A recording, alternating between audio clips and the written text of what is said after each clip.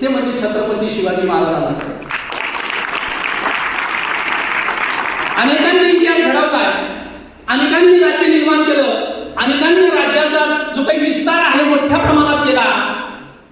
राज्य निर्माण करणं हे सोपं काम आहे म्हणता येऊ शकतं, परंतु निर्माण केलेल्या राज्यामध्ये ज्या पद्धतीचं राज्य कारभार करण्याचं तंत्र छत्रपती शिवाजी महाराजांनी आत्मसात केलेलं होतं ते मात्र या ठिकाणी कुणालाही आत्मसात करता आलं नाही, त्याची अंमलबजावणी करता आली नाही. म्हणून आज आपल्यापासून तर जगाच्या इतिहासापर्यंत सर्वांना मॅनेजमेंट गुरु म्हणून, व्यवस्थापनाचा अधिकृता म्हणून, राज्य कारभार कसा करावा याचा महामंत्र देणारा गुरु म्हणून छत्रपती शिवाजी महाराजांना जगभर अभ्यासलं जातं. परंतु महाराज सारखे मात्र या ठिकाणी झाले नाही. आणि म्हणून छत्रपती शिवाजी महाराजांना आतापर्यंत आपण 350 वर्ष झाले मोठ्या प्रमाणात भजत आहोत, पूजत आहोत. त्यांच्या गुणापासून, त्यांच्या कर्तृत्वापासून खूप काही पुढे घेऊन पुढे जाण्याचा प्रयत्न करताना गेले 350 वर्षापासून आपण डोक्यावर घेऊन मिरवत आहोत. डोक्यावर घेऊन जरूर मिरवत आहोत, डोक्यामध्ये मात्र महाराज अजून घ्यायचं बाकी आहे. आणि म्हणून महाराजांचा जो काही विषय आहे, महाराजांच्या कर्तृत्वाचा जो काही विषय आहे तो समजून घेणं वारंवार आपल्याला गरजेचं झालेलं आहे. कारण महाराजांच्या कार्याच्या, महाराजांच्या कर्तृत्वाच्या ज्या प्रेरणा आहेत हे सातत्यानं मोठ्या मोठ्या मोठ्या मोठ्या स्वरूपामध्ये आपल्याला बारगाव्याच्या अनुषंगाने आजच्या काळासोबत जोडण्याचं काम आपण आजही करत आहोत. नवे महाराज दिवसेंदिवस अधिक तेजाने त्यांच्या कर्तृत्वाच्या प्रेरणेने तेवत आहेत, आपल्या पुढे सातत्यानं उभे आहेत. आणि म्हणून मला तुम्हाला सर्वांना आजही वाटचाल करताना छत्रपती शिवाजी महाराजांची जी काही प्रेरणा आहे, जी काही वाटचाल आहे, जे काही कर्तृत्वाच्या तेजोमय झळा आहेत त्या आपल्याला मोठ्या प्रमाणात आकर्षित करीत असतात. आणि म्हणूनच महाराज आपल्याला या ठिकाणी महत्वाचे वाटतात. महाराज महत्वाचे का वाटतात याच्यासाठी काही संदर्भ मी या ठिकाणी तुम्हाला देणार आहोत. ही आमची तरुण मंडळी आहे, मॅक्झिमम 11व्या वर्गातली असू शकते. 12वीच्या परीक्षा जवळ आल्यामुळे संख्या कमी असेल 12वीची. परंतु या तरुणांना आपलं जग निर्माण करायचं आहे. यांची फार मोठी मोठी स्वप्न आहेत. यांना एक स्वतःचं अस्तित्व निर्माण करायचं आहे. आई वडिलांची जी स्वप्न आहेत, समाजाची जी स्वप्न आहेत, राष्ट्राची जी स्वप्न आहेत, निर्मात्याने टाकलेली आपल्यावरची जी जबाबदारी आहे ती आपल्या सर्वांना पूर्ण करायची आहे. प्रचंड स्वप्न घेऊन अत्यंत उत्साहानं 10वा वर्ग पास केल्यानंतर आपण आता बाहेर पडलेलो आहोत. आणि ही स्वप्न पूर्ण करण्यासाठी वयाची घालमेल आहे, परिस्थितीची घालमेल आहे. या टेक्नॉलॉजीच्या, या मोबाईलच्या जमान्यामध्ये मला स्वप्न तर मोठी पाहायची आहेत, मोठी स्वप्न पूर्ण करण्यासाठी काम करायचं आहे. परंतु ते काम करत असताना, त्या वाटचालीने जात असताना अडथळे मोठ्या प्रमाणामध्ये आहेत. जे वाईट असतं ना, जे आपल्यासाठी त्रासदायक असतं ना, ते आपल्याला लवकर आकर्षित होतं, त्याच्याकडे आपण लवकर आकर्षित होतो. आणि म्हणून या दुर्गुणापासून, या वेगवेगळ्या स्वरूपाच्या कटू अनुभवापासून, वेगवेगळ्या स्वरूपाच्या आपलं आयुष्य, आपलं स्वप्न भंग करणाऱ्या बाबीपासून आपल्याला जर दूर व्हायचं असेल तर सातत्यानं महाराज आपल्याला प्रेरणा देत आहेत.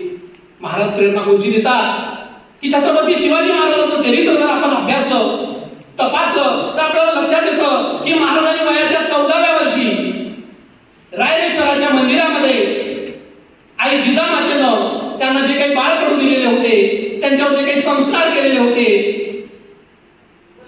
त्या संस्कारातून, त्या उर्मीतून तत्कालीन परिस्थितीचा पाठ म्हणून महाराजांनी वयाच्या 14व्या वर्षी शपथ घेतली होती की मला गुलामगिरीच्या या काळामध्ये, अन्याय अत्याचाराच्या या काळामध्ये माझ्या रयतेला, माझ्या जनतेला स्वाभिमानानं जगता यावं, अभिमानानं वाटचाल करता यावं, स्वतःचं व्यक्तिमत्व खुलता यावं, अशा पद्धतीचं एक स्वराज्य मला निर्माण करायचं आहे. महाराज वयाच्या 14व्या वर्षी स्वराज्य स्थापनेची शपथ घेतात. ही शपथ आपल्यासाठी खूप महत्वाची आहे. कारण आपणही 14 ओलांडलेली आहे, बरोबर आहे ना? वयाच्या 16व्या वर्षी महाराजांनी या शपथेनुसार कामगिरीला सुरुवात केली आणि तोरणागडाच्या रूपाने आपल्या वडिलांकडून पुणे, सुपे, इंदापूर हे 3 गावं जहागिरीच्या रूपाने मिळालेली होती. वडिलांचं आयुष्य आदिलशाहीची चाकरी करण्यात, परकीयांची चाकरी करण्यामध्ये जात होतं. माझं जरी आयुष्य परकीयांच्या गुलामगिरीमध्ये गेलं, दुसऱ्याची गुलामगिरी चाकरी करण्यामध्ये गेलं, तरी माझ्या मुलाचं आयुष्य तशा पद्धतीने गेलं नाही पाहिजे अशी पार्श्वभूमी शहाजी महाराजांनी तयार करून ठेवली होती. आणि जिजाबाऊनं त्या काळाची जी काही चटके आहे ती सगळी सहन केलेली होती. आणि म्हणून माझ्या मुलानं परंपरागत पद्धतीने नव्हे, एका नव्या वाटचालीनं, ती कटू आहे, ती संघर्षमय आहे, परंतु एका वेगळ्या वैवाटीने माझा मुलगा गेला पाहिजे अशा पद्धतीची जी काही सूचना, अशा पद्धतीचं जे काही संस्कार जिजा मातेने दिलेले होते, त्या संस्कारानुसार महाराजांनी वाटचाल करण्याचं ठरवलेलं होतं. आणि त्या अनुषंगानं वयाच्या 16व्या वर्षी आपल्या स्वराज्याचं पहिलं तोरण बांधण्याचं मोठं काम त्या ठिकाणी यशस्वीपणे केलेलं होतं. मित्रांनो, आपल्याला महाराज काय शिकवतात की वयाच्या 14व्या वर्षी मोठं स्वप्न पाहायचंय, मोठं स्वप्न पूर्ण करण्याची शपथ घ्यायची की मला माझ्या आईवडिलाला अभिमान वाटेल, माझ्या समाजाला, माझ्या देशाला अभिमान वाटेल अशा पद्धतीचा मोठा सन्माननीय नागरिक म्हणून पुढे व्हायचा आहे. मला मोठं बनायचं आहे. आणि मोठं बनण्यासाठी मला वाटचाल कधी करायची आहे? फार 22 वर्षानंतर नव्हे, लवकरच वाटचाल करायची आहे. ही वाटचाल करत असताना माझ्या गुरुचा, माझ्या शाळेचा, माझ्या परिसराचा, माझ्या मित्रांचा, माझ्या सवगड्यांचा, सगळ्यांचा मला आधार घ्यायचा आहे. सर्वांची मला मन जिंकायची आहे. म्हणजे शून्यातून मला एक विश्व निर्माण करायचं आहे. आणि ते शून्यातून जर विश्व निर्माण करायचं असेल तर महाराज आपल्याला एक सुंदर स्वरूपाची वाटचाल, सुंदर स्वरूपाचा रस्ता दाखवून देतात की मी बघा, माझ्याकडे काहीच नव्हतंय, फक्त मोठमोठ्या प्रेरणा होत्या, परिस्थितीचे चटके होते, वातावरणाबद्दल तत्कालीन राजरजवाड्यांनी, वेगवेगळ्या शाह्यांनी ज्या पद्धतीचा धुमाकूळ घातलेला होता, सामाजिक आणि धार्मिक क्षेत्रामध्ये आया बहिणीला ज्या पद्धतीनं लुटायला सुरुवात केलेलं होतं, हे सगळं पाहून मनामध्ये चीड आलेली होती. कारण चीड आल्याशिवाय माणूस पेटून उठत नाही. आणि म्हणून त्या चिडीतून महाराज, त्या तत्कालीन परिस्थितीतून महाराज तयार झालेले होते आणि स्वराज्य निर्मितीच्या चेतनेने पेटून उठलेले होते. आणि त्या पद्धतीची कामगिरी महाराजांनी सुरू केलेली होती. मित्र, ही प्रेरणा आपल्यासाठी खूप महत्वाची आहे. महाराजांनी ही जी काही प्रेरणा आपल्या पुढे उभी केली, यामध्ये केवळ महाराज जरी पुढारी असले, महाराज जरी नेते असले, महाराज जरी त्या सर्व बाबीचं नेतृत्व करत असले, कारण नेतृत्वाचे गुण कसे असतात हे आपल्याला समजून घ्यायचं आहे. कारण काम करत असताना, वाटचाल करत असताना, एक नवीन अस्तित्व निर्माण करत असताना, एक नवीन राज्य निर्माण करत असताना, मी एकटा किती जरी पळालो, माझ्या एकट्याकडे किती जरी पराक्रम असला, मी एकटा कितीही धावलो, तरी एकट्याला फार मोठं कर्तृत्व असतानाही मोठी व्यवस्था निर्माण करणं, अजरामर स्वरूपाचं काम करणं हे सोपं नसतं. त्याच्यासाठी इतर सर्वांचे आधार आणि सहकार्य घेणं गरजेचं असतं.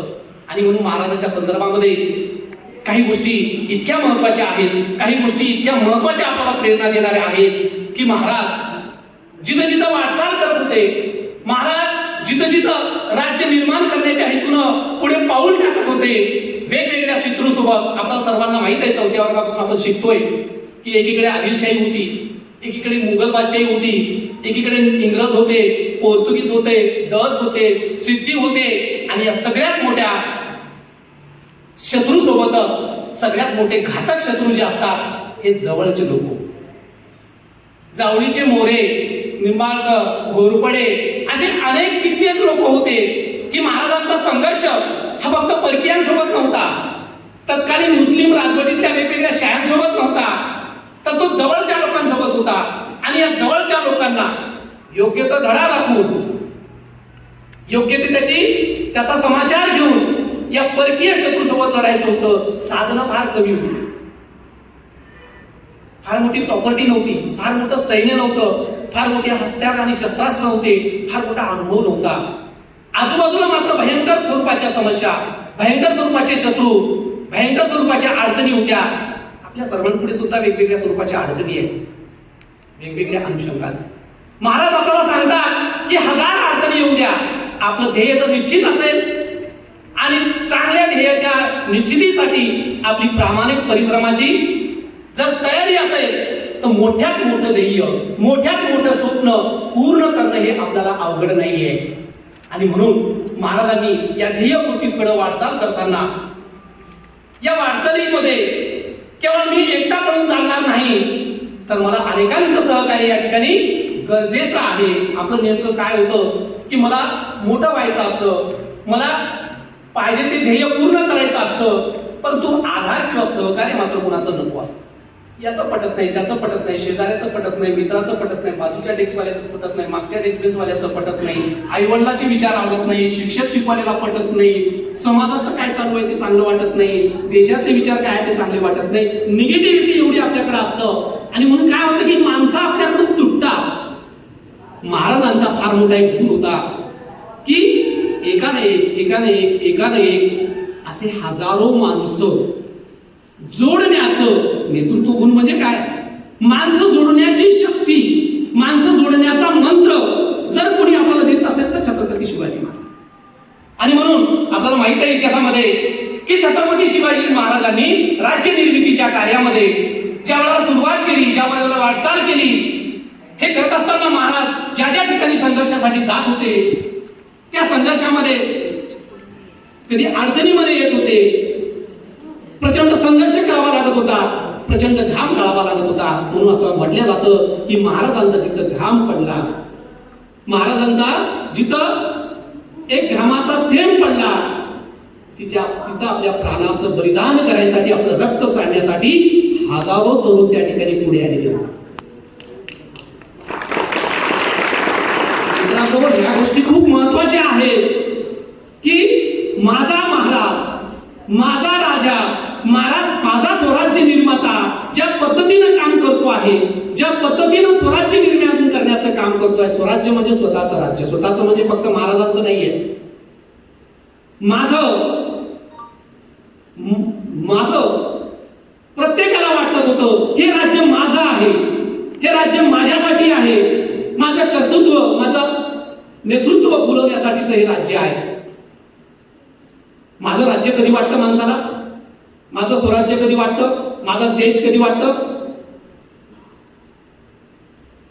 त्या देशाचं नेतृत्व, त्या देशाचा कारभार माझ्यासाठी काम करत असेल तर, त्या देशामध्ये, त्या समाजामध्ये मला बोलण्याची माझं अस्तित्व निर्माण करण्याची संधी मिळत असेल तर, तिथून जर प्रचंड लढूक होत असेल, तिथून जर प्रचंड त्रास होत असेल, तिथून जर प्रचंड स्वरूपाच्या वेदना होत असतील, तर त्या नेतृत्वाबद्दल, त्या कारभाराबद्दल, त्या राजव्यवस्थेबद्दल आपल्याला आत्मीयता वाटेल का?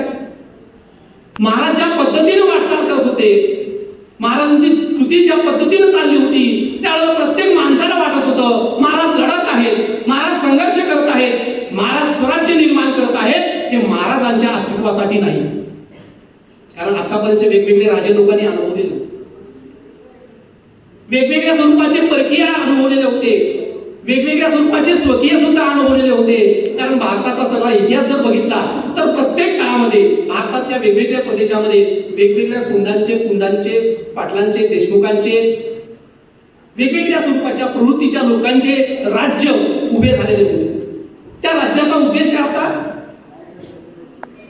फक्त माझी मौज मजा, माझा विलास आणि सगळं काही तुम्ही माझ्यासाठी काय, तुमच्याकडून टॅक्स वसूल करायचा, तुमच्याकडून खंडणी वसूल करायची, तुमच्याकडून मानमराठा वसूल करायचा, फक्त तुम्ही कशासाठी असले पाहिजे? माझं मोठेपण जोपासण्यासाठी. म्हणजे भारताच्या इतिहासाचा जर आपण आढावा घेतला तर छत्रपती शिवाजी महाराजांपर्यंतचे बहुतांश राजे छोटे मोठे जरी असले तरी स्वतःला राजे म्हणायचे, वतनदार असले तरी स्वतःला राजे म्हणायचे, जहागीरदार असले तरी स्वतःला राजे म्हणायचे. हे फक्त स्वतःसाठी लढणारे, स्वतःच्या अस्तित्वासाठी, स्वतःच्या विलासासाठी, स्वतःच्या उपभोगासाठी वाटचाल करणारे होते. महाराजांची वाटचाल बघितल्यानंतर लोकांच्या लक्षात यायला लागलं की हे वेगळं रसायन आहे. आतापर्यंत त्या राजा रजवाड्यापेक्षा आदिलशाहीच्या, मोगल बादशाहीच्या किंवा मोरे किंवा घोरपडे किंवा वेगवेगळ्या स्वरूपाच्या नावानं काम करणाऱ्या आतापर्यंतच्या आपल्याकडे झालेल्या राजापेक्षा हा राजा वेगळ्या पद्धतीचा आहे.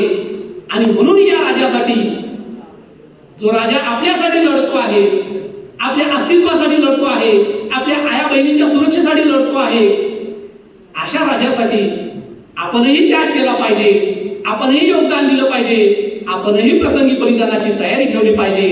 आणि म्हणून छत्रपती शिवाजी महाराजांच्या इतिहासामध्ये आपल्याला सर्वांना माहित आहे की छत्रपती शिवाजी सोबत या ठिकाणी काम करताना, वाटचाल करताना, स्वराज्य पूर्तीचं स्वप्न या ठिकाणी प्राप्त करताना आत्महत्यू देणारे जे काही लोक आहेत, हे राज्य मराठ्याचं असं म्हटलं जातं, हे राज्य छत्रपती शिवाजी महाराजांचं असं म्हटलं जातं. मराठा या शब्दाचा अर्थ शिवकाळामध्ये आजही आपण घेतो की या महाराष्ट्राच्या भूमीमध्ये राहणारे, या महाराष्ट्राच्या संस्कृतीवर प्रेम करणारे 18 पगड जातीचे सर्व लोक त्यामध्ये अभिप्रेत होते. आणि म्हणून छत्रपती शिवाजी महाराजांचं जे राज्य निर्मितीचं काम सुरू होतं, त्या राज्य निर्मितीच्या कामामध्ये आपल्याला माहित आहे की पन्हाळ्याच्या गडावरती छत्रपती शिवाजी महाराज ज्या वेळेला अटकले, सिद्धी जोहरनं ज्या वेळेला महाराजाला कोंडीत पकडण्याचा प्रयत्न केला, त्या कोंडीतून बाहेर पडण्यासाठी छत्रपती शिवाजी महाराज स्वराज्य निर्माते हे वाचले पाहिजे, जिवंत सुटले पाहिजे, मी गेलो तरी चालेल, माझा शिवा हा बचावला पाहिजे, या भूमिकेतून शिवाजी महाराजाला सहकार्य करणारे, त्यासाठी आत्महुती देण्यासाठी तयार होणारे जे काही लोक होते, त्याच्यातला एक व्यक्ती होता, त्याचं नाव आपल्याला सर्वांना परिचित आहे. काय नाव आहे माहिती आहे का?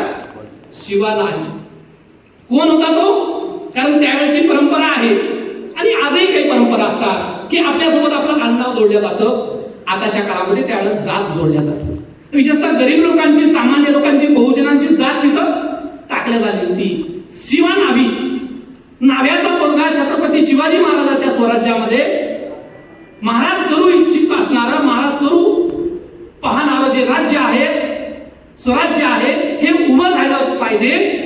म्हणून महाराजासाठी प्रति शिवाजी बनतात आणि पन्हाळ्याच्या किल्ल्यातून शिवाजी महाराज बाहेर पडावे म्हणून स्वतः शिवाजी बनून, खोटा शिवाजी बनून शत्रूचं लक्ष आपल्याकडे आकर्षित करतात. आणि शत्रू ज्या वेळेला या शिवा नावीला पकडतो आणि काही वेळानंतर लक्षात येतं की हे खरा शिवाजी नाहीये, खरा शिवाजी तर तोपर्यंत पसार झालेला आहे. कारण शत्रूचं लक्ष दुसरीकडे वळवण्यासाठी शिवा नाव्यानं जे योगदान दिलं, जे बलिदान दिलं, त्या बलिदानाचा परिणाम म्हणून छत्रपती शिवाजी महाराज पन्हाळ्याच्या किल्ल्यातून सही सलामत बाहेर सुटले आणि त्या पद्धतीनं राज्य निर्माण करण्याचं पूर्ण कार्य पुढे त्यांना या ठिकाणी करतात. विशाळगडापर्यंत पोहोचेपर्यंत शत्रू पाठलागावर आहे. महाराज सुखरूप विशाळगडावर पोहोचले पाहिजे म्हणून बाजीप्रभू देशपांडेंचं बलिदान आपल्याला या ठिकाणी माहित आहे.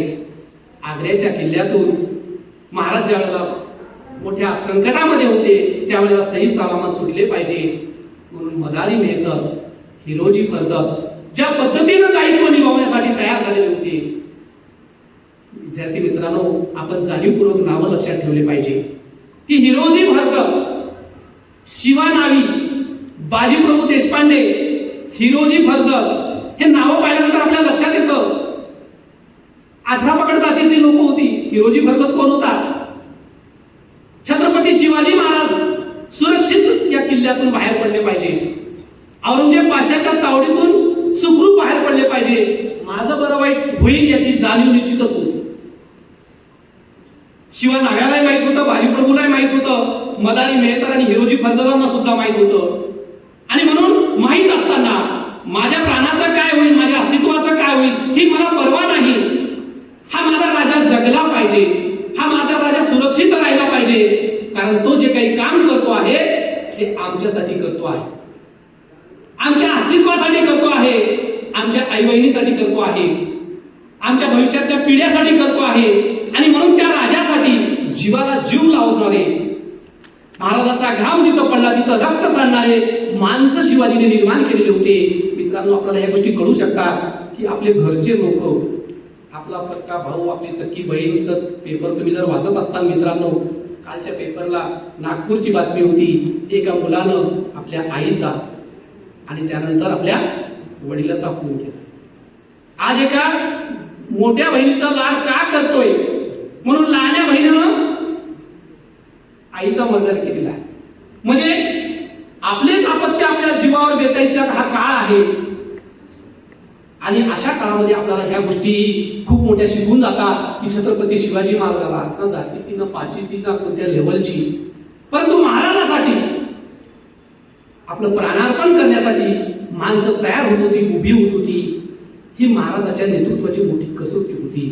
महाराजांचा घाम सांडला तिथं रक्त सांडायला माणसं का तयार होत होती? कारण महाराजांचं जे काम आहे, महाराजांची जी वाटचाल आहे, महाराजांचं जे दायित्व आहे, माणसं निर्माण करण्याचा जो मंत्र त्यांच्याकडे आहे,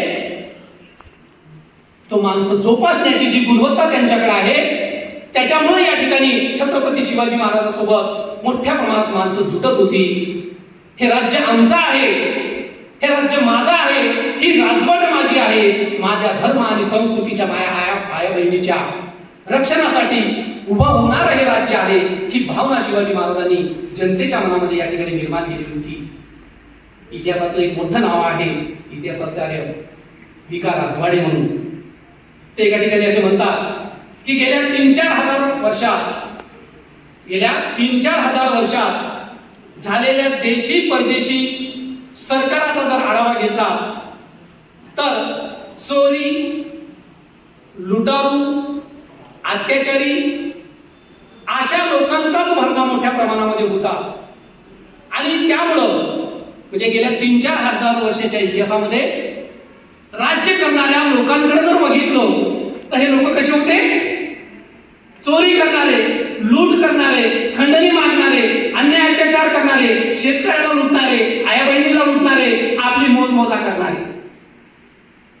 आणि म्हणून लोकांच्या मनामध्ये महाराजांच्या काळातल्या लोकांचा जर विचार केला तर लोकांच्या मनामध्ये ही भावना होती की आमच्याकडे स्वकीय जरी आले, मोरे जरी आले, भोसले जरी आले, घाडगे जरी आले, निंबाळकर जरी आले आणि मुघल जरी आले, आदिलशाहीचे सरदार जरी आले, वरिष्ठ सत्ता कोणतीही जरी आली, आमच्या जीवनामध्ये, आमच्या जगण्याच्या वाटचालीमध्ये कोणतीही तफावत होत नाही. काही फरक पडत नाही. हाही लुटतोय, तोही लुटतोय, तोही लुटतोय. सगळ्या लुटारूंच्या टोळ्या आमच्याकडे आतापर्यंत येऊन गेल्या. त्यामुळे आमच्या मनामध्ये कोणाबद्दल आत्मीयतेचा भाव राहिलेला नाही. कोणाला जवळचं म्हणावं, कोणाला दूरचं म्हणावं, आतापर्यंत आम्हाला कोणच दाखवून दिलं नाही. महाराज आल्यानंतर मात्र महाराजांनी दाखवून दिलं की ही प्रजा माझी आहे, ही रयत माझी आहे, हे शेतकरी माझे आहेत, ह्या आया बहिणी माझ्या आहेत. आणि म्हणून त्यांना धक्का लावसाल मग जवळचे असले तरी, स्वकीय असले तरी, परकीय असले तरी त्याची गय मी करणार नाही. आणि म्हणून छत्रपती शिवाजी महाराजांनी ज्या पद्धतीनं मुघलांना, ज्या पद्धतीनं आदिलशहातल्या वेगवेगळ्या सरदारांना ठार मारलं, उद्ध्वस्त केलं, त्याच पद्धतीनं जावळीच्या मोऱ्यासारख्या जवळच्या लोकांना, नातेवाईकांना सुद्धा स्वराज्य हिताच्या आड जर येतच त्याचं शिरकाण करण्यासाठी मागे पुढे पाहिलेले आपल्याला या ठिकाणी दिसत नाही. आणि म्हणून छत्रपती शिवाजी महाराज इतिहासातलं सुवर्णपान म्हणून या ठिकाणी का गौरवले जातात? याचं कारण असं, 3-4 हजार वर्षाच्या इतिहासामध्ये जो राजा होऊ शकला नाही, जी कणाव, जी तळमळ, जी आत्मीयता त्या राजाला जनतेप्रती आणि जनतेला राजाप्रती निर्माण करता आली नाही, ती तळमळ, ती कणाव, त्या आत्मीयता महाराज या ठिकाणी जनतेमध्ये या ठिकाणी निर्माण करू शकले. आणि म्हणूनच राजा आपल्यासाठी खूप महत्वाचा आहे, आपल्या वाटचालीसाठी खूप महत्वाचा आहे. महाराजाला 350 वर्ष झाले का 750 वर्ष झाले हे महत्वाचे नाही. महाराज आजही 350 वर्षा पद्धतीनं काम करताना आपल्याला दिसतात. महाराज आजही आपल्याला जिवंत स्वरूपाची प्रेरणा देताना दिसतात. आणि म्हणून महाराज आजही आपल्याला अत्यंत जवळचे वाटतात. महाराज जवळचे का वाटतात याच्यासाठी मित्रांनो जमलंच तर गोविंद पानसरे नावाचे एक छानपैकी सामाजिक चळवळीमध्ये काम करणारे अभ्यासक होते. त्यांचं 30-40 रुपयाचं पुस्तक आहे. मी मुद्दाम या ठिकाणी आणलं. थोडंसं वाचल्यानंतर आपल्या लक्षात येऊ शकतं की महाराज काय होते, महाराजांचं कर्तृत्व काय होतं, महाराजांची जगण्याची पद्धत काय होती आणि महाराजांची वाटचाल करण्याची, कोणासाठी वाटचाल करायची याची जी रीत आहे ती काय होती. महाराज आपल्याशी सर्वांना काय वाटायचे, का वाटायचे की महाराजांना रयते रयत म्हणजे प्रजा, जनता. प्रचंड तणाव होता, प्रचंड आत्मीयता होती, प्रचंड तळमळ होती, प्रचंड काळजी होती. आणि म्हणून महाराजांनी पुणे, सुपे, इंदापूर हे जे 3 गावं ज्या वेळेला महाराजांना मिळाले, ती गावं महाराज ज्या वेळेला वाटचाल करू लागलेले त्यावेळेला प्रचंड उद्ध्वस्त झालेली. गाढवांचा नांगर फिरवला असं म्हटलं जातं. म्हणजे आदिलशाहीची टोळी एकीकडून यायची, निजामशाहीची टोळी एकीकडून यायची, मोगलांचे आक्रमण एकीकडून सुरू असायचे आणि स्वकीयांच्या लुटी एकीकडून सुरू होत्या. चारही बाजूनं युद्ध युद्ध संघर्ष संघर्ष, उद्ध्वस्तीकरण, खंडणी, याच्याशिवाय बाकी काहीच नव्हतं. बघतोय आपण मेघालय नावाचं आपलं राज्य आहे, युक्रेन नावाचा देश आहे. काय लोक त्या ठिकाणचे कशा पद्धतीने जगत असतील, तुमच्यासारखे जे तरुण मुलं आहेत काय बिचारे दुर्दैव घेऊन आलेले असतील. आपले स्वप्न फुलवण्याऐवजी त्यांच्या वाट्याला काय येत असेल, कशासाठी?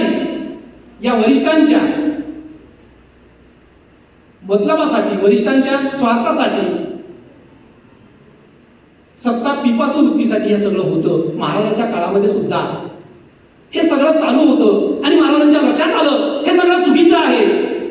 आणि म्हणून महाराजांनी उद्ध्वस्त झालेली गावं, परागंदा होत असलेली जनता जमा करायला सुरुवात केली, गावं बसवायला सुरुवात केली, बाहेर गेलेल्या लोकांना जवळ आणायला सुरुवात केली, त्यांची आसरू पुसायला सुरुवात केली. बाबारे, उद्ध्वस्त झालेली शेती आहे, तुम्ही कसायला सुरुवात करा. लोक म्हणायचे की आमच्याकडे बैल नाहीये, आमच्याकडे बियाणे नाहीये, शेती शत्रूनं निसर्गानं उद्ध्वस्त केलेली आहे, कशी महाराज उभी करायची?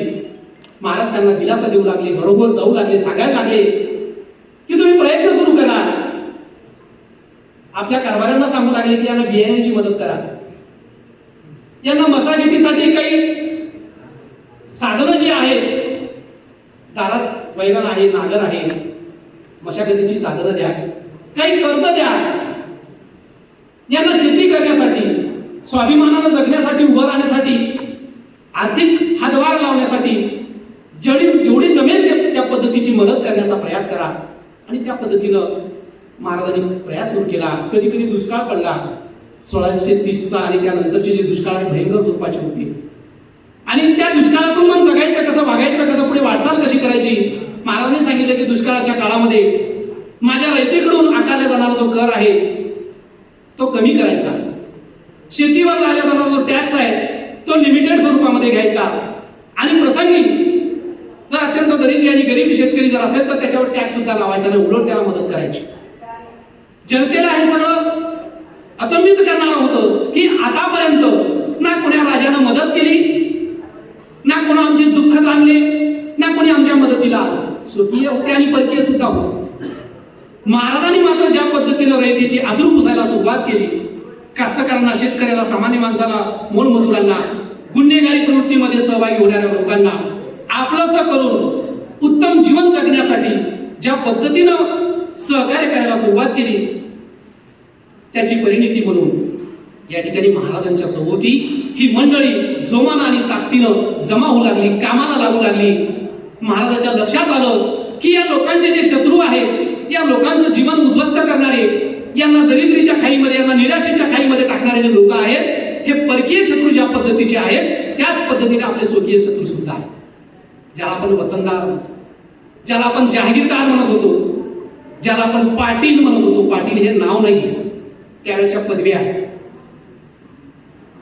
ज्याला आपण देशपांडे म्हणत होतो, ज्याला आपण देशमुख म्हणत होतो, त्यांचे स्वतःचे वाडे होते, त्यांचं स्वतःचं सैन्य होतं, त्यांचा रुबाब होता, ओटावरती राहायचे, वाड्यावरती राहायचे, बुरुज करून राहायचे, स्वतःचं सैन्य होतं आणि त्या परिसरात ते एक प्रकारचे राजे होते.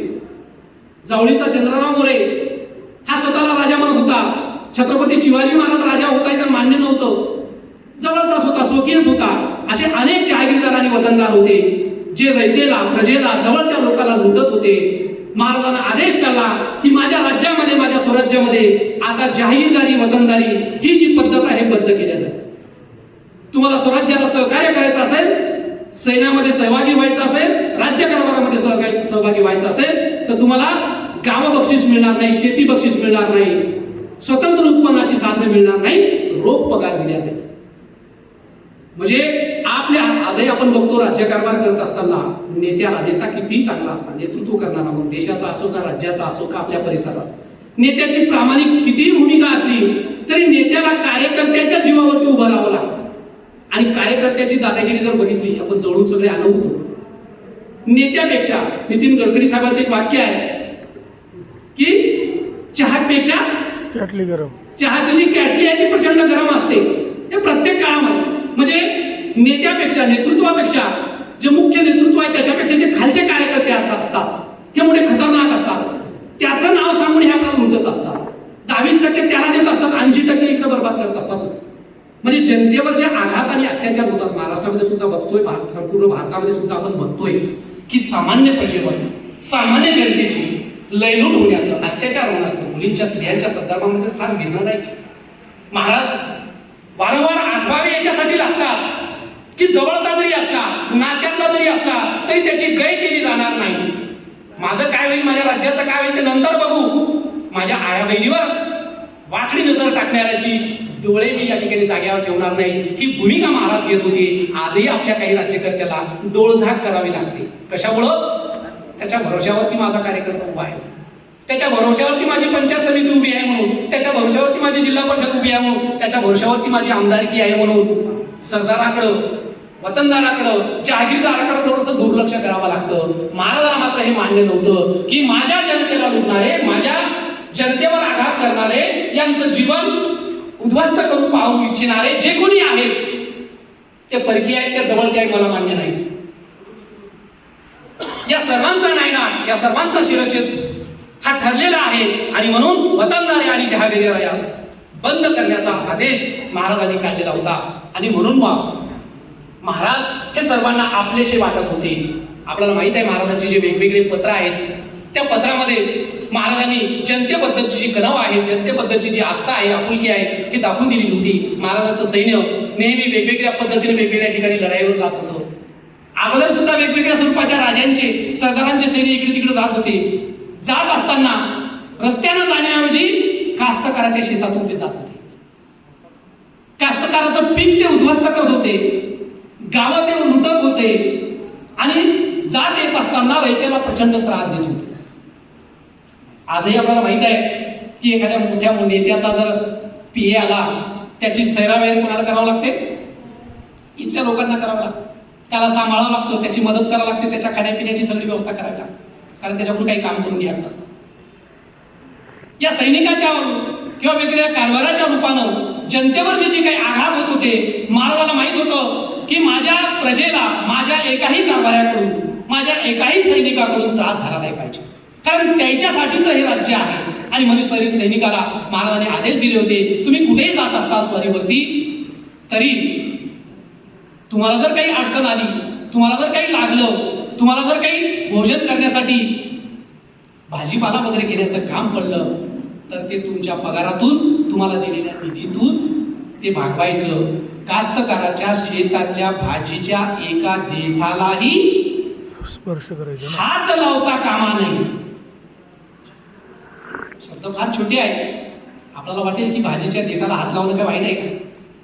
परंतु महाराजांचा आदेश होता की त्या प्रजेला वाटलं नाही पाहिजे की प्रचंड घाम गाळून, प्रचंड परिश्रम करून ते जे पीक पिकवतात, त्या पिकाला जर तुम्ही फुकट लुबाडसाल तर लोकांच्या मनामध्ये गैरसमज निर्माण होईल. मुघलांचं राज्य, आदिलशाहींचं राज्य, परकीयांचं राज्य आणि हे आपल्या राजांचं राज्य, फरक काय हा लोकांना कळला पाहिजे, लोकांच्या लक्षात आला पाहिजे. म्हणून भाजीच्या देठालाही हात लावता कामा नये. रस्त्यावरून तुमचे घोडे घेऊन जात आहात, तुम्ही स्वारी करत आहात, या घोडदळाला जर चारा वैरण जर लागलं तर या चाऱ्यासाठी कास्तकाराच्या कडव्याच्या पेंडीला, गवताच्या काडीला सुद्धा हात लावला नाही पाहिजे. घ्यायचे असेल तर विकत घ्या, कास्तकाराला योग्य ती मदत करा, पैशाच्या मोबदल्यामध्ये तो दाना घेऊन आपल्या घोड्याचं तहानपाणी या ठिकाणी करा.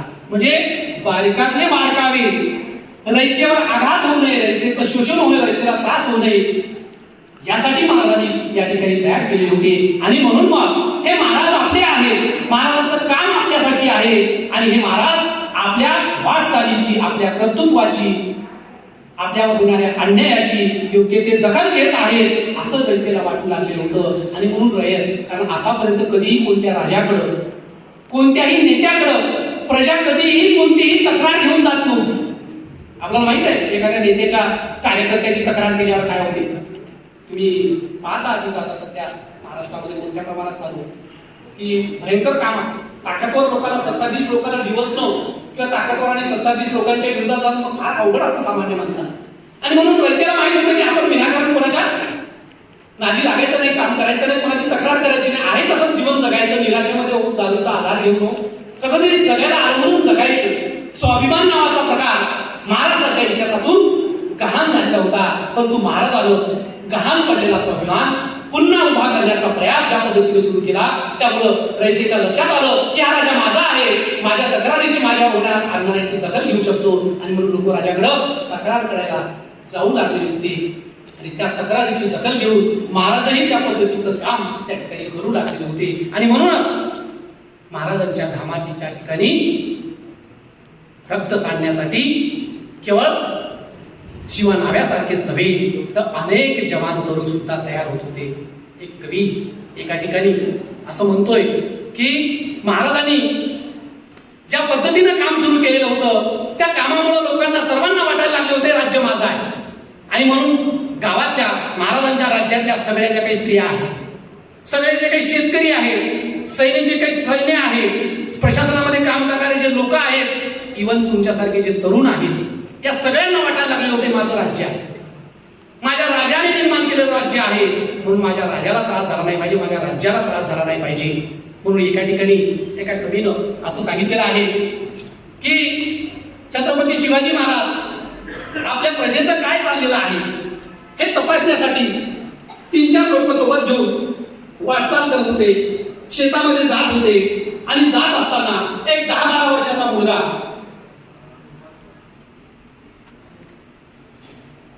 वेगळ्या वेशामध्ये असणाऱ्या त्या सैनिकाला हटकत होता आणि त्यांना